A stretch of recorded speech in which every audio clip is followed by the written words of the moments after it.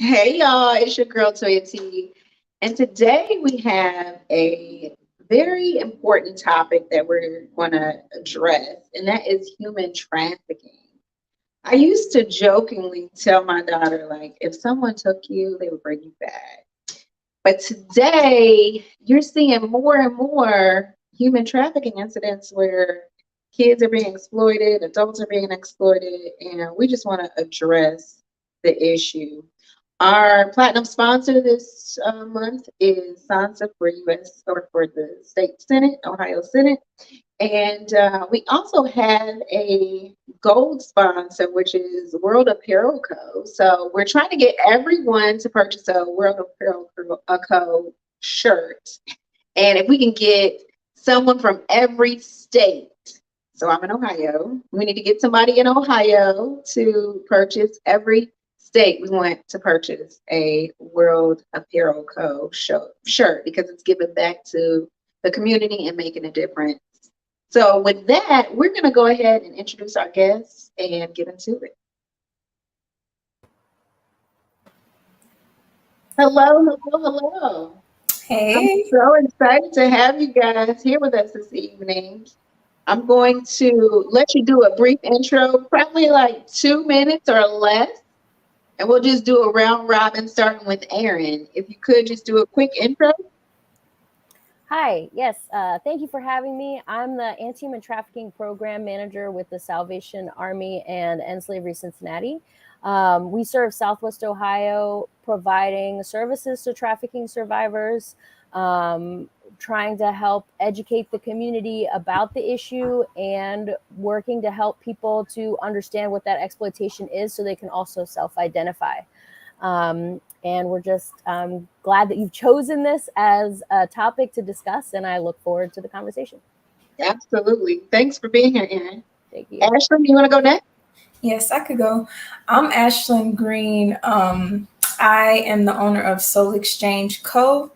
I am from Louisiana, came to Colorado from Texas. I have a podcast called Soulversations where we have soul to soul conversations about just anything, really about what impacts us on a soul level, what impacts us physically, and it's us on a journey back to self. And so I think that platform has really helped me with this last experience that I've had regarding human trafficking, right? So that platform really assists me on my journey back to self after experiencing that. And I'm just happy to be here, happy to share my experience to help others and spread awareness. Absolutely. We're glad that you're here, and we hope that someone is enlightened. Tariq, do you want to do a quick intro? Absolutely. First, I want to say thank you for having me, Toyia. And my name is Tariq Muhammad, and I am the Director of Operations and Human Development and Community Service of World Apparel Co. And I am with the company World Apparel Co. And what we do is we like to help bring awareness and bring light on different social issues using fashion and culture. So we'll take the proceeds from that, and we like to bring back solutions and resources to and partner up with different organizations who already have a great focus in that particular area as well. And we like to bring people on what we call tours, which is could be known as a mission trip, but we like to call them a tour, as we go around and visit individuals, either individuals or organizations who have already pretty much have like their boots on the ground when it comes to that particular social issue, to give more information and let people get exposed a little bit more one-on-one with that particular social issue. Oh, that's awesome. Well, we're glad to have you, Tariq, and we'd love to learn more about the tours Yes. so that people can join in. I've already asked everyone that we're trying to get at least one shirt sold per state in the USA, and obviously we like to get around the world. But if we could at least get one shirt per state, that would be awesome. So Yes. let's jump right into it. And the reason that I chose this topic was because I saw a rise in human trafficking and different, obviously ways that people go about trafficking humans, because what we thought from yesteryear has changed significantly, right? And we've started to trust more, and that opens up doors to opportunity for people to be exploited. So I want to start with the first question of like, how would you describe human trafficking and put it in its simplest form? And what are some examples of human trafficking and why is it on the rise? So it's kind of a three-part question. So think of what is it, how would you describe it in its simplest form, and why do you think that it is rising now? And either one of you can start. No pressure. Okay. Oh, I can go, but Ashlyn, you can go first. You can go. You're the expert on it. I just had an experience. No, I mean, so human trafficking, as you said, is the exploitation of individuals. Now, a lot of people know about human trafficking in terms of sex trafficking, but labor trafficking is also an issue that we see here in the United States, but also abroad. And it's really just that. It's the exploitation of individuals for either sex or labor. When you go into like the description, when we think of it from like the federal law standpoint, it also there's that component of force, fraud, or coercion. So the trafficker is forcing the person and or using fraud or threats or other types of coercion to make that person feel like they can't leave that situation. And every situation is different. And as you said, traffickers are learning, they learn different people and different types of people and different methods to make people feel trapped. And they, and again, that's that exploitation for their own personal gain. In terms of why it's on the rise, I mean, I think there's a lot we don't know about it in terms of numbers. So all the organizations that serve people keep their own numbers, right? The National Hotline has numbers, the federal government has numbers of how many arrests or identifications or investigations. But there's many people that don't ever report it, just like we think of sexual assault, domestic violence, and other exploitation where there's that stigma of victimization and judgment. People don't report it, and so we don't know a lot about what human trafficking really looks like. But we do know that, as you said, people are always looking for ways to exploit individuals. With the rise of online engagement and that anonymity, there's more of that opportunity for exploitation in that way, even though usually it's someone but you don't, people think they know somebody because they've talked to them for 5 minutes on on social media, but maybe don't really know that person. And it creates more of that space for relationships to develop and, without that true connection. And then also there's that, with the pandemic and unemployment and all these other components, it's just left more people vulnerable for that exploitation. But there's lots of reasons. Those are just some as to why we might be seeing it on the rise these days. Right. So more vulnerability and I think access, right? So is there anything that Tariq or Ashlyn, anything you want to add to that first question before we go on? I was going to say the same about it being exploitation. I think that we think it's a rise, but I don't truly believe that it is a rise. I think that it's been happening at the same rate, but we have social media and more people are comfortable with saying, hey, this happened to me here, here, and here. So there's more awareness being spread, because whenever I shared my story, there was thousands of women, but what stood out to me the most was the women who were older, like 60 years old. And they're like, oh, this happened to me in 1980.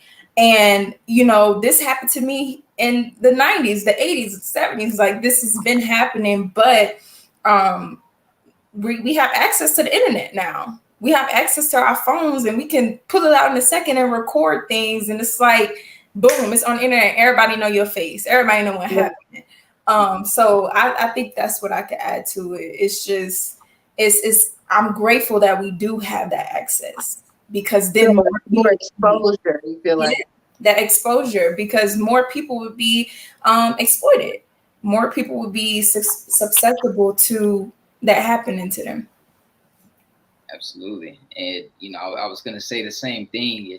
And I was going to say, you know, it's not so hidden anymore. And we can really think, you know, technology and living in this information age where media can just really be shared amongst the population at the blink of an eye, just really almost decentralizing how we receive the news these days.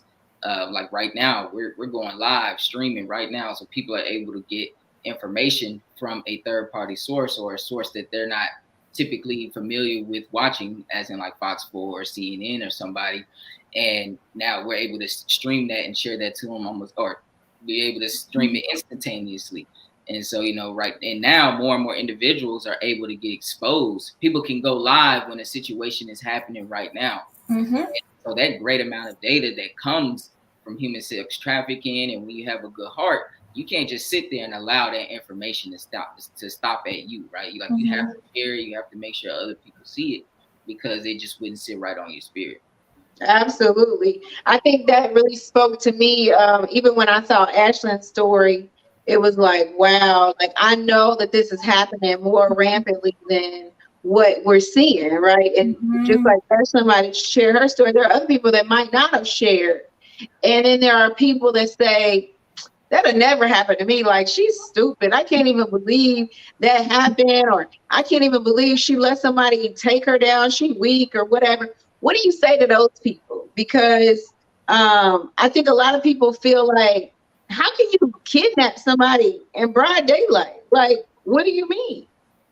Why did you run? And what was that situation like? Ashlyn, can you speak to that? I think it would probably be good for you to at least give kind of an overview of what happened to you, and then answer that question. Okay, so for those of y'all who have not seen my video, I was in a Walmart at 2 p.m. in the day, Saturday, normal day, and I was approached by two individuals, looked no older than 30 years old. The woman is the one who started to talk to me really fast, really low. And I remember her saying that she had a perfume business. She asked me if I wanted to smell it. And before I could even say yes or no, she put it on my arm. So my intuition was telling me like, no, screaming at me, no, don't do it. So me thinking I'm getting over on them so they can't get over on me, I put my arm up, not knowing that it's going through my skin. And by me, still bringing it towards my face, it's getting in my system either way, because if I inhaled regular or whatever, but I know I didn't like sniff it. So I started to lose consciousness. I won't go into further story, but that's exactly what happened. They used the perfume tactic. And I saw this on Facebook years ago, probably whenever I was like 12, 13 years old, I saw this. And I forgot about it. And it didn't click to me in that moment that it was happening to me, because it happened so fast. And it didn't, like I said in my video, it wasn't people who looked creepy. I think we always visualize, or sometimes we visualize, a stranger who is trying to attack us as if they would be like this creepy old man or somebody who you wouldn't even talk to. But she looked like she could be my cousin. He looked like he could be my cousin. So I didn't feel unsafe in that moment. I've had so many people on my posts tell me, why are you going around sniffing stuff from people anyway? Like, that's dumb. Like, you have to be lying, and stuff like that. Like you said, why would you do that? They questioned that. And honestly, I questioned it myself, because you go through different stages. Like, you end up calling yourself, oh, I'm dumb for even allowing them to come. But how would I have known that they were going to try to attack me? Right. How would a normal human being who's in a Walmart at the front of the store by the cash registers know that someone would try to do that? You wouldn't. And so to those people, I say, just don't let it be you by watching my video and sharing and spreading awareness, because now that, even though if you have that comment, you still watched my video. So I know now your antenna is going to go up if someone asks you, "Kay, you want to smell this perfume?" So either way, I spread awareness, and that was my only goal. And I think we can easily say, "Oh, that could never be me in any situation," until we're in that situation. Right. We always think, "Oh, mine would be different." Like I would fight, or I'll start screaming in the store. I thought that I would do that too. I thought that immediately I would probably start screaming and run and tell somebody, but my body, it didn't. My body instantly was like, I thought that I told my aunt what happened. And my face, she said my face was pale, and all I said was they did something to me. So she didn't know what happened for the whole 20 minutes or so we was in the store. Right. And just imagine that's somebody that knows you. So imagine a complete stranger that's like an ambulance or a store manager. They don't know who to trust. They don't know if you're the culprit or if the other person is the culprit. We're still trying to figure out the whole story, right? Yeah. And by the time the story is figured out, everybody's gone. And the people that were, victimizing, they know enough to get missing. Mm-hmm. And so, Erin, I'm curious what situations you've seen that may be similar to Ashlyn's, or, some other instances on how people approach in terms of human trafficking.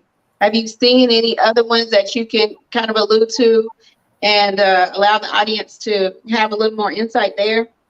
Sure. Yeah. And Ashlyn, again, thank you for sharing your story. And I don't know your story any more than you just shared here, but I know for us, for many of the survivors, for most of the survivors that we work with, it is less of a stranger situation and more somebody that they know. Mm-hmm. We work with adults and children, U.S. citizens and foreign nationals. That level of knowing kind of depends, right? Sometimes it's unfortunately a parent or a boyfriend or a girlfriend, but sometimes it's a friend of a friend that's a friend on Facebook or other social media, or some guy that you know from the neighborhood who says that he knows somebody who can get you a job. It really, so that those connections can sometimes be close or sometimes more be word of mouth. Mm-hmm. And it's typically more about, again, what we've seen is it's through that relationship, building connections with that person and offering something that they're in need of.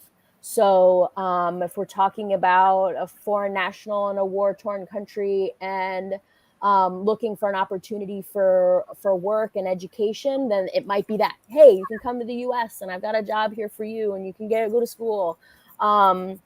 If it's somebody who grew up in the foster care system, has, survived abuse in the past, is, runaway, 14-year-old runaway.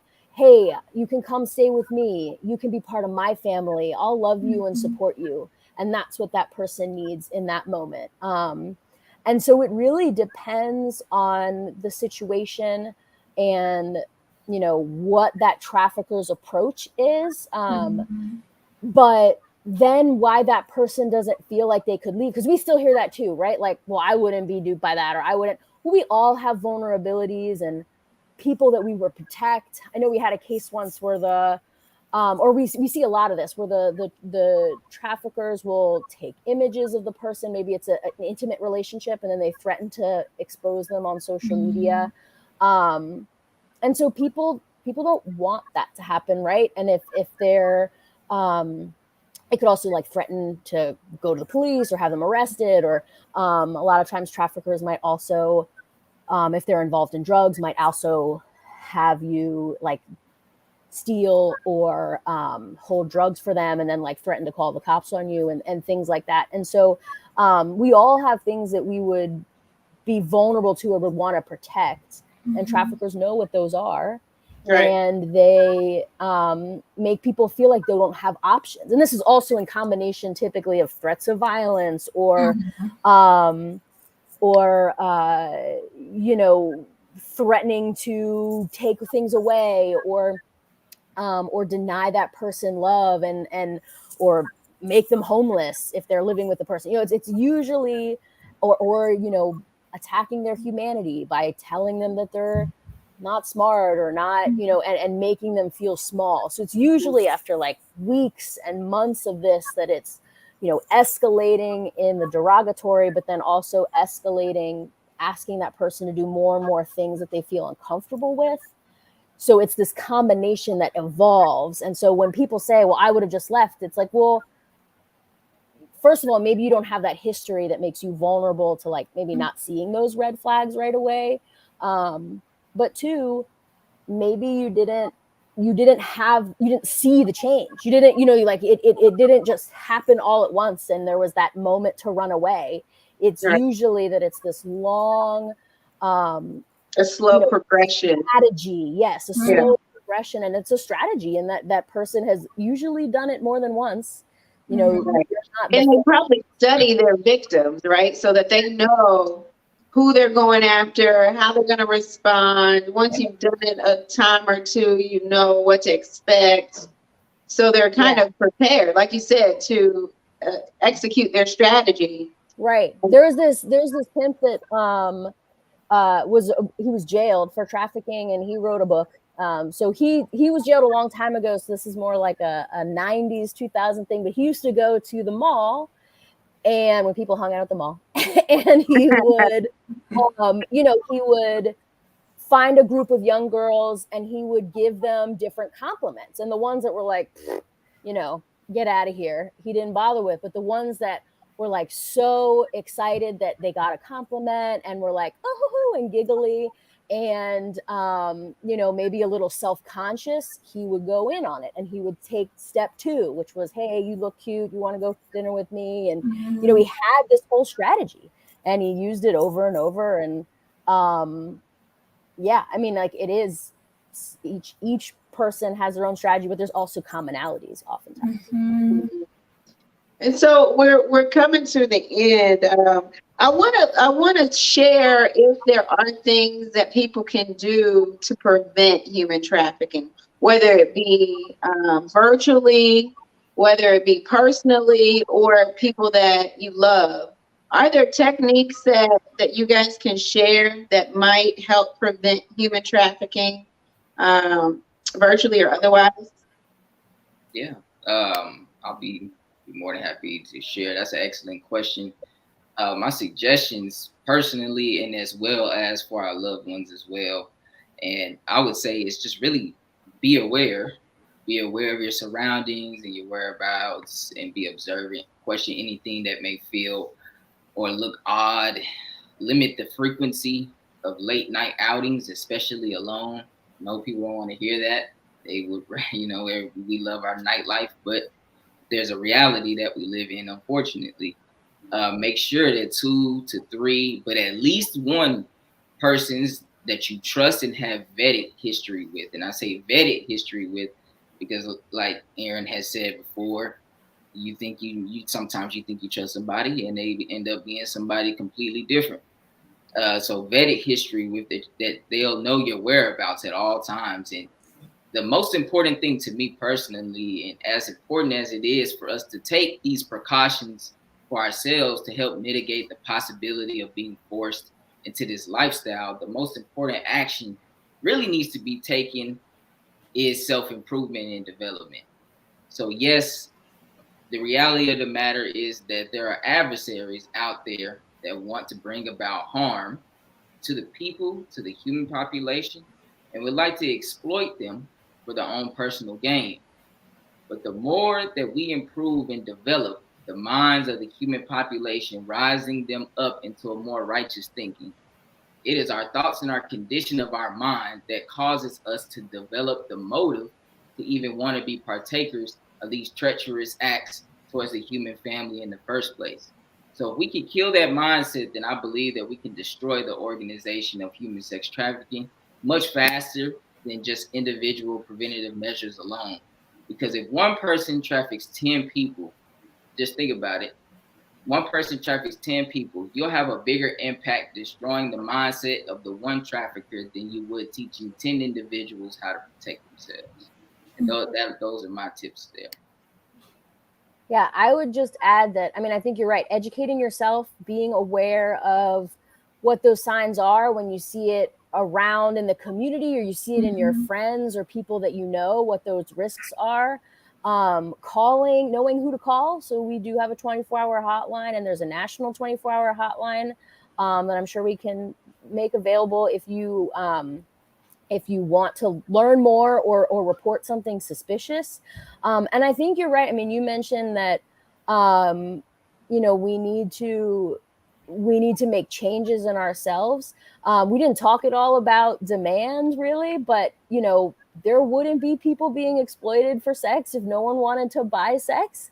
And so that is it's a multi-level challenge that isn't just one quick answer, but if people weren't out there, and if there was that change in mindset that I can't just purchase another human for my personal pleasure, then that would make a huge impact on sex trafficking and on the labor trafficking side. If we valued people as humans and not just profits, in those, we weren't willing to exploit the lives of individuals to make more money, then that also would change things. So there are ways to shift our societal thinking to make an impact on a big scale as well. But again, we all have to know about it. We all have to know who to call when we see it and how to educate ourselves and how to support the cause in our own communities and our own circles. Absolutely. Ashlyn, any final words?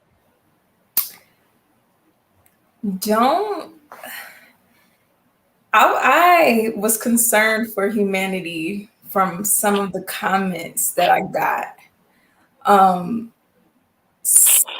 Just no empathy, no sense of protection for themselves. It's just, oh, she's lying. Let me point out that, she's lying. And so one of my main things was just when you see something, because like we said, it's happening more often on social media, take tips from the video. Just take tips. If they say somebody placed a napkin in my door today, okay, let me make sure that I have situational awareness and I'm checking out my car before I get into my car, rather than nitpicking that person. Just make sure that you take tips from it. I think what y'all said was really important about the mindsets. I believe that as a collective, we have to switch the mindsets. However, that can't happen overnight. So if you want to give tips to your little sister or your older brother or younger brother, aunt, cousin, have situational awareness and show empathy. That's something that I wish I would have gotten from the employees at Walmart, from the EMTs, and from the police. I did not receive that. So just make sure that even if you don't believe the story, take something from it and use it for your family members, because it could potentially save them. Right. Women, make sure that you're using your voice. It was difficult. This is difficult sometimes, speaking. But I have to use my voice in order to help other people. And so my main thing that I said was, I'm still here, but there's someone who is not. Right. So contact information, Ashlyn, if anyone wants to get in contact with you, how would they contact you? You can contact me at soulexchange.co on my website. I have a info page where you can, a contact page where you can go and contact me directly there. I'm having an event coming up, so if you want to be involved in that, you can contact me on Instagram at soulexchange.co.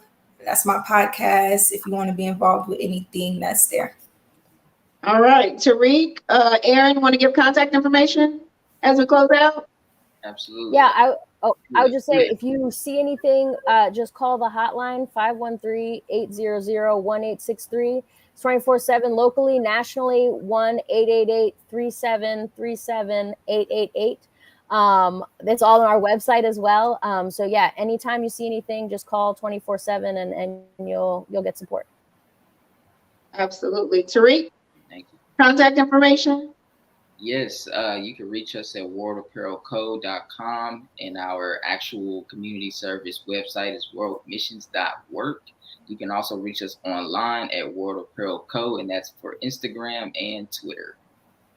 All right. Well, we appreciate you guys being here tonight. Again, we're hoping that we can get World Apparel Co. shirts across the country. We thank you guys. We want to bring awareness to this topic. And what do you want to say, Tariq? I just want to say that the proceeds to those shirts and these as well, the Love Human shirts, they're going to our Operation Care Card. And what it is we're using that because we work directly with advocates here in the state of Texas, who are advocates and liaisons between those organizations and individuals who are actually coming straight off of the streets from being in that life of human sex trafficking. And one of the main things or their concerns from speaking with the advocates was that the reason why they keep going back, and unfortunately they go back to the lifestyle that they are coming out of because of lack of resources. And due to the lack of resources, like I said, they go back. And so what we're doing is we have these Operation Care Cards that we are helping put together and raising funds for so that we can give to the advocates, and then they'll be able to supply them with the resources so they don't have to go back to the individual who was supplying everything for them in the first place. Well, it's a great cause. We want to make sure that we can help at least one or two. Let's see what we can do. Thanks again, guys. And you guys have a great evening. You too. Thank you for having me. Thank you.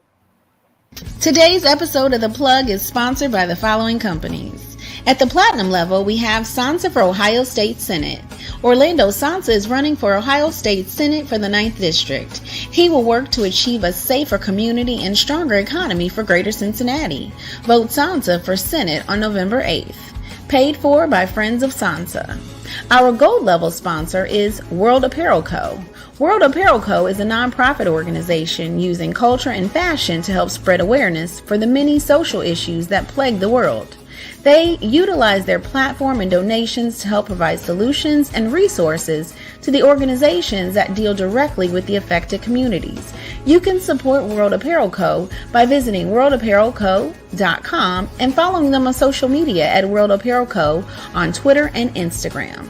And last but certainly not least, at our silver level, is Swazi Shiros and Mbalago Foundation. Their mission is to positively impact the lives of young women by creating opportunities for personal and professional growth and help them forge a path to financial independence. Their approach is to provide holistic services through skills training and professional development, as well as personal enrichment and support around physical and mental health. They aim to promote confident, well-equipped young women who are empowered to participate and influence society. The Plug thanks all of our sponsors for helping us keep you connected.